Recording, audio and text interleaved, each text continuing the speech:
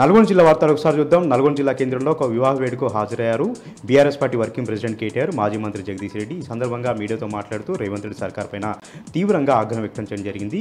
రేవంత్ రెడ్డి సర్కార్ పాలన చేతగాక 6 గ్యారెంటీలని అమలు చేయలేక డైవర్షన్ పాలిటిక్స్ చేస్తుందంటూ కూడా కేటీఆర్ ఈ సందర్భంగా ఆగ్రహం వ్యక్తం చేశారు. రాష్ట్రంలో కమిషన్ల పాలన నడుస్తూ ఉంది, ఏ పనికైనా సరే కమిషన్ లేని పని కావట్లేదంటూ కూడా కేటీఆర్ ఈ సందర్భంగా తీవ్రంగా ఆరోపణలు కూడా చేయడం జరిగింది. ప్రధానంగా కాంగ్రెస్ బీజేపీ పార్టీలు ఒక్కటే చేతులు కలిపి కాళేశ్వరం పైన భారీగా కుట్ర చేస్తున్నారంటూ కూడా ఆయన ఆరోపించారు.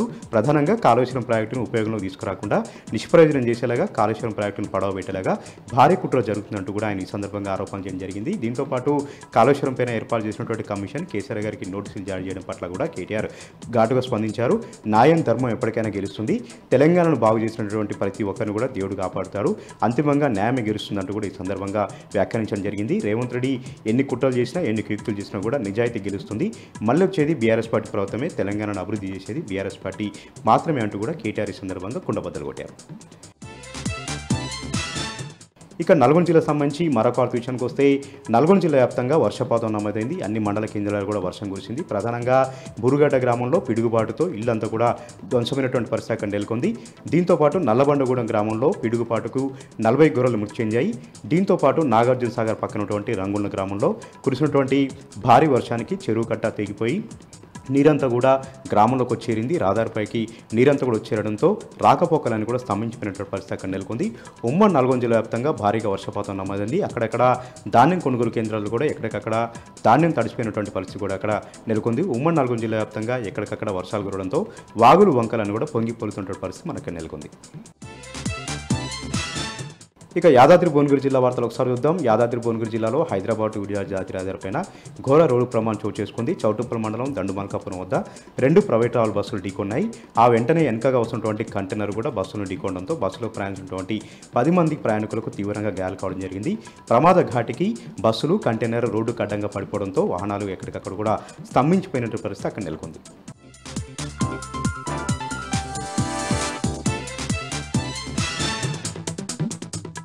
ఇక ఈరోజు నాగర్ కర్నూలు జిల్లా ప్రధాన వార్తలు చూసినట్టయితే మధ్యప్రదేశ్కి సంబంధించినటువంటి లాలు అనే వ్యక్తి 22 సంవత్సరాల క్రితం ఎదురు పొంగుల కోసం తమకు సంబంధించినటువంటి కొంతమంది వ్యక్తులతో కలిసి వచ్చి తప్పిపోయి ఇక్కడికే చిక్కుపోయినటువంటి పరిస్థితి కనిపించింది. అప్పటి నుంచి కూడా లింగాల మండలం ఎర్రపెంటలో అతను వెట్టి చాకిరీ చేస్తున్నాడని చెప్పేసి, అతనికి తెలుగు సక్రమంగా రావట్లేదని చెప్పేసి, అతను పశువుల కాపరిగా ఉన్నాడని చెప్పేసి NASC సంస్థ, నేషనల్ ఆదివాసీకి సంబంధించినటువంటి స్వచ్ఛంద సంస్థ అధికారులకు ఒక ఫిర్యాదు అందడంతో వాళ్ళు నిన్న ఆ ఫిర్యాదు మేరకు ఎర్రపెంటకు వచ్చేసి పూర్తి స్థాయిలో విచారణ జరిపి అతను 22 సంవత్సరాలుగా వెట్టి చాకిరీ చేస్తున్నట్టు గుర్తించి వెంటనే ఆ వ్యక్తిని తీసుకొని లేబర్ అధికారుల వద్దకు తీసుకెళ్లి అక్కడి నుంచి RDO వద్ద ప్రొడ్యూస్ చేసినటువంటి పరిస్థితి.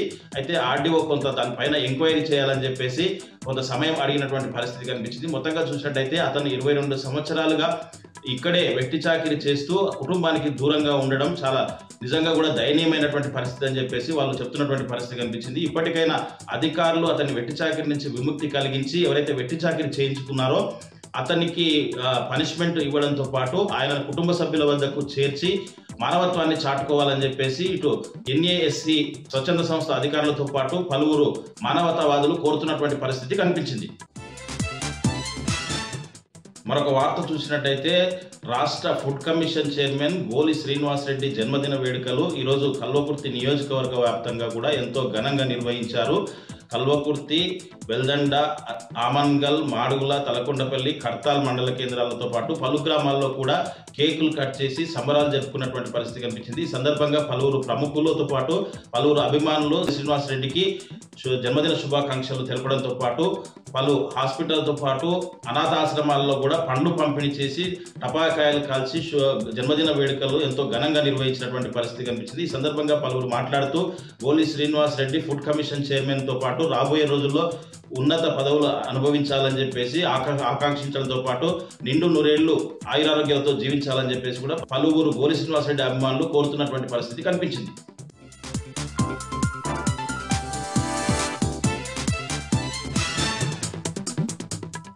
నారాయణపేట జిల్లా కృష్ణా మండలం కుస్మూర్తి గ్రామ సమీపంలో భీమా నదిలో జింకల తిప్పన్న అనే రైతుపై మొసలి దాడి చేసిన ఘటనలో 4 రోజులైనా ఆచూకీ లభించడం లేదు.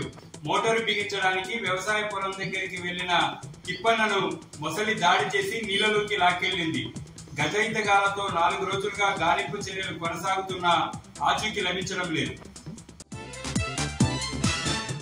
మహబూబ్ నగర్ జిల్లా కేంద్రంతో పాటు భూత్పూర్ మండలంలోని పలు గ్రామాల్లో ఇవాళ ఉదయం భారీ వర్షం కురిసింది.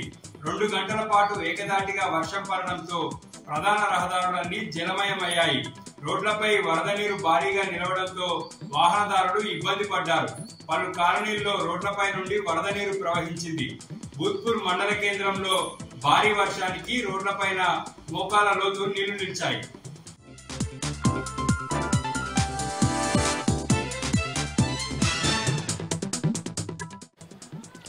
జగిత్యాల జిల్లా నుంచి ఇవాళ వార్తలు ఒకసారి పరిశీలిస్తే మెట్పల్లి వ్యవసాయ మార్కెట్లో ధాన్యం భారీగా తడిసింది. ఇవాళ ఉదయం 3 గంటల నుంచి 5 గంటల ప్రాంతంలో ఆకస్మికంగా అకాల వర్షం కురవడంతో పూర్తి స్థాయిలో పంట అయితే నష్టపోయారు రైతన్నలు. అయితే దాదాపు 25 రోజులకు పైగా ఈ వరి ధాన్యము కళ్ళలోనే ఉంచుతున్నాము, ధాన్యం సెంటర్లోనే ఉంటుంది, కానీ కొనుగోలు చేయట్లేదు. అధికారులకు ఎన్నిసార్లు విన్నవించుకున్నా కూడా ఫలితం లేకుండా పోయింది. అలాగే కాంట అంటే తూకం వేసినటువంటి ధాన్యాన్ని కూడా దాదాపు కొనుగోలు చేయకపోవడంతో ఇవాళ పూర్తి స్థాయిలో నష్టపోవాల్సి వస్తుంది.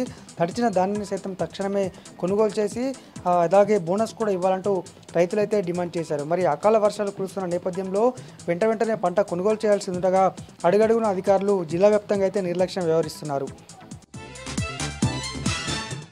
మరొక ప్రధాన వార్త, కొండగట్టు ఆంజనేయ స్వామి క్షేత్రంలో హనుమాన్ జయంతి సందర్భంగా భక్తులు పోటెత్తారు. ఉదయం 5 గంటల నుంచే భారీ ఎత్తున కూడా హనుమాన్ దీక్షాపరులు భక్తులు వివిధ రాష్ట్రాల నుంచి కాలినడకన అలాగే వివిధ మార్గాల ద్వారా ఆంజనేయ స్వామి క్షేత్రానికి చేరుకున్నారు. ఇవాళ రేపు కూడా భారీ ఎత్తున ఈ హనుమాన్ దీక్షాపరులైతే హాజరు కాబోతున్నారు. అందుకు తగ్గ ఏర్పాట్లు చేయడంలో ఇటు ప్రభుత్వంతో పాటు అలాగే పోలీస్ అధికారులు అయితే భారీ బందోబస్తు ఏర్పాటు చేశారు. రేపు హనుమాన్ జయంతి ఉండబోతోంది. మరొక వార్త, ఓ ప్రభుత్వ ఉద్యోగి ఇంట్లో క్షుద్ర పూజలు కలకలం రేపుతోంది. జగిత్యాల పట్టణంలో ఉన్నటువంటి ఒక ప్రభుత్వ ఉద్యోగి ఆయన ఇంట్లో గుప్త నిధులు ఉన్నాయంటూ ఓ వ్యక్తితో కలిసి పూజలు చేసినట్టుగా తెలుస్తోంది. అయితే పోలీసులకు అర్ధరాత్రి సమాచారం రాగా అక్కడ ఇంట్లో సోదాలు చేయగా పూజకు సంబంధించి సామాగ్రితో పాటు గుప్త నిధుల కోసం తవ్వినటువంటి గుంతలను కూడా గుర్తించారు. మరి సదరు పూజలు చేసినటువంటి వ్యక్తిని అయితే అదుపులోకి తీసుకున్నారు. మరి ఇది బ్లాక్ మ్యాజికా, మరి ఇక క్షుద్ర పూజలా లేకపోతే గుప్త నిధుల కోసం తవ్వకాలనేది మాత్రం ఇంకా పోలీసులు అయితే అత్యంత గోప్యంగా విచారణ జరుపుతున్నారు. ఉమ్మడి వరంగల్ జిల్లా ప్రధాన వార్తలను పరిశీలించినట్లయితే ఉమ్మడి వరంగల్ జిల్లా వ్యాప్తంగా భారీ వర్షాలు నమోదవుతూ ఉన్నాయి. ప్రధానంగా వరంగల్, హన్మకొండ, అదేవిధంగా మహబూబాబాద్ జిల్లాలో వర్ష ప్రభావం తీవ్రంగా ఉందని చెప్పుకోవాల్సి ఉంటుంది. వరంగల్, హన్మకొండ, మహబూబాబాద్ జిల్లాలకు సంబంధించినటువంటి రైతులు అకాల వర్షాలతో తీవ్రమైనటువంటి ఇబ్బందులు పడుతున్న సందర్భం కనిపించింది. పలు చోట్ల ధాన్యపు రాసులన్నీ కూడా తడిసిముద్దైన సందర్భం, ధాన్యపు రాసులన్నీ కూడా నీళ్లలో కొట్టుకుపోతున్న సందర్భం కూడా కనిపిస్తూ ఉంది. ఇప్పటికైనా ధాన్యపు కొనుగోలును పూర్తి చేయాలని చెప్పి రైతాంగం అంతా కూడా ఆగ్రహం వ్యక్తం చేస్తూ ఉన్నారు. ధాన్యపు కొనుగోలును త్వరితగతిన కొనుగోలు చేయాలన్నటువంటి డిమాండ్ అయితే రైతుల పక్షాన వినిపిస్తూ ఉంది. మరోవైపు చివరి గింజ వరకు కొంటామన్నటువంటి ఒక హామీ ప్రభుత్వం ఇచ్చింది. దాంతోపాటు తడిసిన ధాన్యాన్ని కూడా కొంటామన్నటువంటి మాటలు ప్రభుత్వం చెప్పిన నేపథ్యంలో తడిసిన ధాన్యాన్ని కూడా కొనుగోలు చేయాలన్నటువంటి ఒక డిమాండ్ కూడా రైతుల పక్షాన వినిపిస్తూ ఉంది. దాంతోపాటు రైతులు ఓట్లకే పరిమితమా లేకుంటే రైతుల సమస్యలను ప్రభుత్వం పట్టించుకుంటుందా లేదన్నటువంటి అంశం ఇప్పుడు కొనేటువంటి ధాన్యపు కొనుగోలుతో అర్థమవుతుందన్నటువంటి అంశాన్ని కూడా రైతులు లేవనెత్తుతున్నారు. ప్రధానంగా మహబూబాబాద్ జిల్లాకు సంబంధించి తీవ్రంగా రైతులు నష్టపోయిన సందర్భం కూడా మనకు కనిపిస్తూ ఉంది.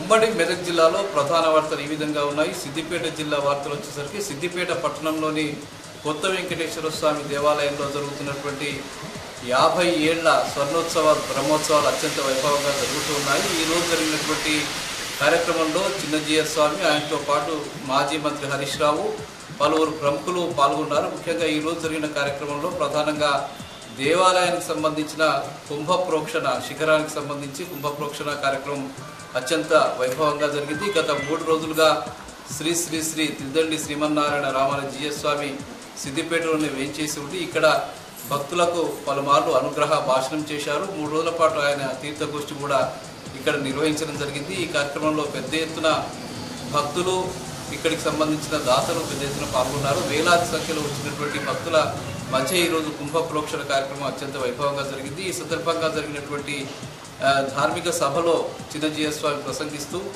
భక్తులను ఈ ఒక ప్రాంతాన్ని సుభిక్షంగా ఉంచడం కోసం, ఆ ప్రాంతాన్ని సుసంపన్నం చేయడం కోసం భగవంతుడు ఒక ప్రాంతాన్ని ఎంపిక చేసుకుని అక్కడికి చేరుతాడని, అందులో భాగంగానే ఇక్కడికి వెంకటేశ్వర స్వామి మోహిన్పుర వెంకటేశ్వర దేవాలయంలోకి వచ్చి చేరాడని భక్తులు ఆయనకు ఇన్నేళ్లుగా కొలుస్తున్నటువంటి సందర్భాన్ని ఆయన గుర్తు చేసినటువంటి సందర్భం ఉంది. పెద్ద జీయర్ స్వామి ఈ దేవాలయం ప్రతిష్ఠ చేయగా ఈరోజు హరీష్ రావు గారి సంకల్పంతో ఇక్కడ దేవాలయ 50 ఏళ్ల ఉత్సవాలు జరగడం సంతోషించదగ్గ విషయం అని చెప్పి ఆయన సందర్భంగా చెప్పారు. దేవాలయ వ్యవస్థని కాపాడుకోవాలి, సంప్రదాయాన్ని కాపాడుకోవాల్సిన, పద్ధతుల్ని కాపాడుకోవాల్సిన అవసరం ఉందని చెప్పి ఆయన సందర్భంగా చెప్పడం జరిగింది. హరీష్ రావు మాట్లాడుతూ ముఖ్యంగా ఈ ఉత్సవాల్లో పాల్గొనడం తన పూర్వజన్మ సుకృతంగా ఆయన అభివర్ణించారు. గతంలో చిన్నజీయర్ స్వామిని చిన్నప్పటి నుంచి కూడా తాను భక్తితో కొలుస్తారని, అట్లాగే ఒక నడిచే దేవుడు లాంటి వ్యక్తి ఇక్కడికి వచ్చి 3 రోజుల పాటు ఉండి ఈ కార్యక్రమంలో పాల్గొనడం మాకు అదృష్టంగా భావిస్తున్నట్టుగా ఆయన సందర్భంగా చెప్పారు. భవిష్యత్తులో కూడా ఈ ప్రాంతాన్ని ధార్మిక ప్రాంతంగా అభివృద్ధి చేయడానికి అవసరమైనటువంటి చర్యలు తీసుకుంటామని చెప్పి ఈ సందర్భంగా హరీష్ రావు చెప్పడం జరిగింది. ఇక సిద్దిపేట జిల్లాతో పాటు వివిధ ప్రాంతాల్లో ఉమ్మడి జిల్లాలో పెద్ద ఎత్తున ఈరోజు వర్షాలు కురిశాయి. మధ్యాహ్నం నుంచి ఎడతెరిపి లేకుండా పలు ప్రాంతాల్లో వర్షాలు కురుస్తున్న నేపథ్యంలో అటు ధాన్యం కొనుగోలు కేంద్రాల్లో, మార్కెట్ యార్డుల్లో ఉన్నటువంటి ధాన్యం అంతా కూడా తడిసి ముద్దయి రైతులంతా కూడా ఇబ్బందులు పడుతున్నటువంటి పరిస్థితి. గత నెలన్నర వ్యవధిలో ఇప్పటికే 7-8 సార్లు కురిసినటువంటి వర్షాలకు రైతులు పెద్ద ఎత్తున నష్టపోయినటువంటి పరిస్థితి నెలకొంది. రైతులందరినీ ఆదుకోవాలని చెప్పి ఈ సందర్భంగా హరీష్ రావు డిమాండ్ చేశారు.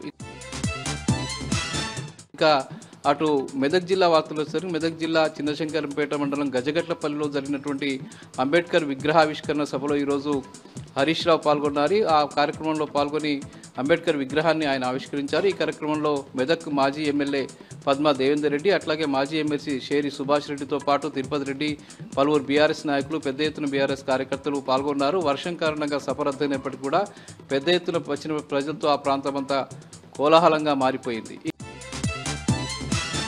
ఇక అటు రంగంపేటలో ఈరోజు రైతులంతా పెద్ద ఎత్తున ధర్నా చేశారు. ముఖ్యంగా ధాన్యం కొనుగోలు కేంద్రాల్లో కొనుగోలు జాప్యం జరుగుతున్న నేపథ్యంలో పెద్ద ఎత్తున రైతులు రోడ్ల మీదకి వచ్చి ఆందోళన చేశారు. చాలా రోజులుగా ధాన్యం తెచ్చినప్పటికీ కూడా ప్రభుత్వం పట్టించుకోవడం లేదని, ప్రభుత్వ నిర్లక్ష్య వైఖరి కారణంగా తమ ధాన్యమంతా కూడా తడిసి ముద్దవుతున్న పరిస్థితి నెలకొందని, ప్రభుత్వం తక్షణమే స్పందించి ధాన్యం కొనుగోలు వేగవంతం చేయాలని చెప్పి రైతులు ఈ సందర్భంగా డిమాండ్ చేశారు. ఇక